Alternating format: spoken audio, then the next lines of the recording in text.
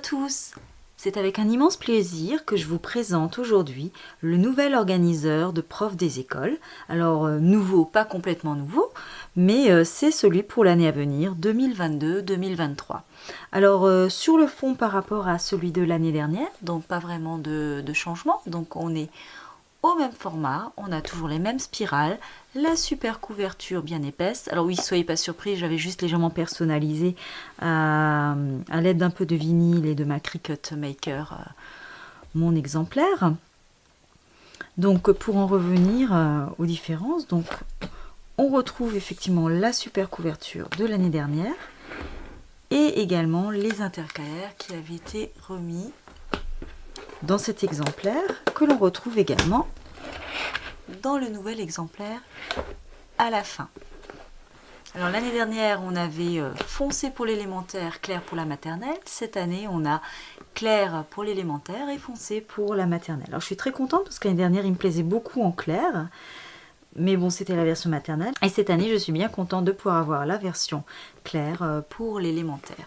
D'autant que les couleurs à l'intérieur sont juste magnifiques. Par exemple, pour le mois de mai, on avait ces couleurs-ci l'année dernière. Et on a celle-ci cette année. Voilà, c'est chouette de retrouver le même outil, donc tellement pratique dans sa conception. Et d'avoir de nouvelles couleurs pour une nouvelle année. Et bien commencer avec. Donc aujourd'hui, ce que je vais faire, c'est vous feuilleter simplement cet outil pour voir s'il peut ou non vous convenir dans votre utilisation de classe. Donc il s'agit d'un format A4. Et on commence avec une pochette pratique pour glisser quelques petits documents et son sommaire. Voilà, ensuite on a toutes les informations concernant l'école à compléter et Lutin Bazar a bien sûr aussi pensé à celles qui étaient sur plusieurs écoles. Alors, si nécessaire, on peut toujours photocopier l'une des pages. Si on a besoin d'un exemplaire en plus pour une école en plus, par exemple, eh bien, en rajoutant les feuilles qui seront perforées à l'aide de ce petit punch board planner, dont je vous explique en fait l'utilisation dans une autre vidéo, donc je vous mettrai le lien juste là en dessous. Donc, une page concernant les collègues, à photocopier si vous êtes sur plusieurs écoles. Pareil pour le planning des surveillances, le prêt des matériels. Ensuite, le suivi des 108 heures, vous pouvez le faire ici, ainsi que les APC, les travaux en équipe sur ces pages, pas besoin d'en rajouter. Donc on continue avec le suivi des 108 heures, une page pour les rendez-vous avec les parents et une page pour le compte rendez-vous de parents. Donc il n'y en a qu'une page de ce compte rendu, donc à photocopier et à rajouter en se servant du planner punchboard. Alors une liste des élèves à cocher, à compléter manuscritement, ou pour ma part, je rajoute en fait une feuille que j'ai déjà préparée à l'ordinateur et je la colle simplement ici. Donc un trombinoscope que j'avais pris plaisir l'année dernière à remplir, avec les photos des élèves qui étaient encore en grande section, avec les photos de mes CP que je gardais en CE1, et on continue avec les listes. Fiche de renseignement, fiche de liaison, remplaçant. Alors à compléter dans ce cahier, si c'est un cahier que vous laissez donc en classe pour la personne qui vous remplacera éventuellement, ou à photocopier et préparer un petit classeur à part pour y laisser tous ces renseignements qui vont suivre, vous verrez, comme le matériel des élèves, le matériel de la classe, budget classe et budget coopérative. Donc budget classe, c'est celui qu'on appelle aussi le budget mairie. Budget coopérative, alors chez nous la coopérative est gérée par une mandataire collègue de l'école et nous sommes affiliés à l'OCCE. Donc que ce soit budget classe ou budget coopérative, nous avons donc des budgets au prorata du nombre d'élèves que nous avons dans nos classes. On continue avec une page pour l'organisation pédagogique, pour le plan de classe, pour les intervenants et sorties prévues, et des pages pour les projets, donc à organiser ensuite comme vous le souhaitez sous forme de carte mentale, de tableau ou toute autre forme qui vous convient pour votre organisation. Les lectures offertes, alors ça peut être très utile quand on est à plusieurs sur une classe, quand on est à deux sur une classe, ou quand on se fait remplacer. Poésie et chant, pareil, comme pour les lectures offertes, c'est bien de les lister. Mes rituels de classe, donc ce qui vous semble important, ça permet aussi d'évoluer en cours d'année puisqu'on peut cocher, dire ce qu'on fera en période 1 ou plutôt en période 5. Et des pages pour la programmation. Alors je ne l'ai jamais fait, mais on peut très bien imaginer utiliser ce cahier à deux. Mais à ce moment-là, c'est un cahier qui restera dans la classe et qu'on complétera plutôt au fur et à mesure de la journée, plutôt que pour sa préparation en avance. Bon, en tout cas, j'ai jamais testé, c'est juste une idée comme ça qui me passe par la tête. Mais bon, personnellement, il me serait difficile de laisser ça en classe puisque je veux l'utiliser comme un outil de préparation à la maison. Voilà, et on termine avec une page pour l'emploi du temps, une petite carte des vacances scolaires. Et je regarde, on terminera samedi 8 juillet. Chouette, une semaine complète en plus en juillet. Donc c'est toujours mieux que de finir en plein milieu d'une semaine. Le planning annuel. Ah, ces couleurs, elles sont juste magnifiques. Et puis toujours ce petit feuillage, ce petit détail. Donc des listes pour préparer la rentrée 2022. Alors ça, je m'en étais beaucoup servi. Donc toutes ces petites to-do listes. Donc ce qui est à faire, à photocopier, ce qui sera distribué, ce qu'il faudra penser à dire aux élèves, à mettre dans mon cartable. Ça, c'est vraiment pour le jour de la rentrée. Et ensuite, une double page avec quelques petites explications. Comment compléter son organiseur pour la partie cahier journal.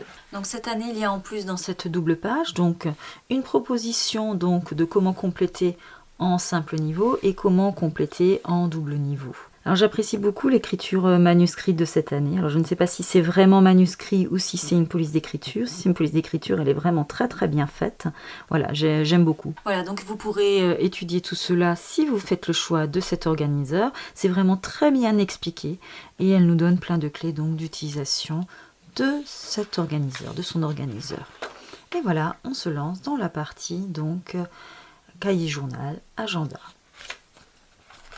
Donc mois d'août, pour le mois de septembre, oh, cette année on a droit à des fleurs, les 2 dernières années c'était des mandalas. Et il y a toujours donc un calendrier mensuel, une liste des anniversaires à souhaiter, une petite to-do list et donc une petite partie avec des activités donc qu'on peut faire dans le mois.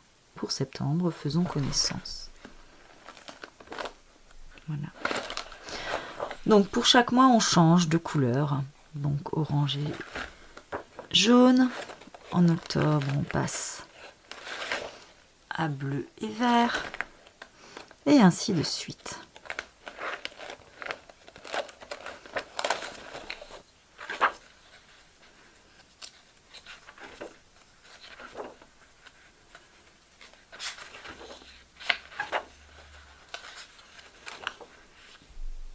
Donc plein de nouveaux petits mots, de nouveaux petits trucs. Encourager le soin et soigner la présentation. Ainsi, cela continue tout au long de l'année. Comme toujours, les couleurs sont juste magnifiques.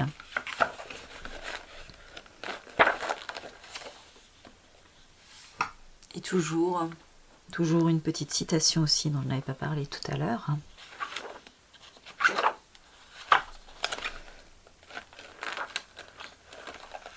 Voilà, mois d'avril.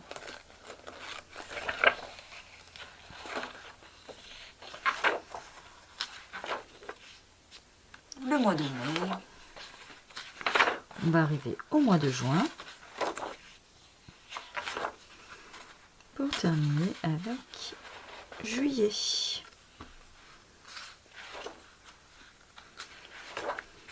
Donc ensuite, on a une double page pour juillet et août. Si on veut continuer d'utiliser ce cahier, par exemple, pour programmer ces semaines en été, ou simplement s'en servir comme agenda, hein, pas forcément pour la classe. Voilà, on a encore des semaines donc pour le mois de juillet et pour le mois d'août. Voilà. Donc un planning annuel pour l'année à venir, ça permet de programmer des choses en avance. Préparer la rentrée 2023 et des pages pour les évaluations. Montrer les résultats des évaluations.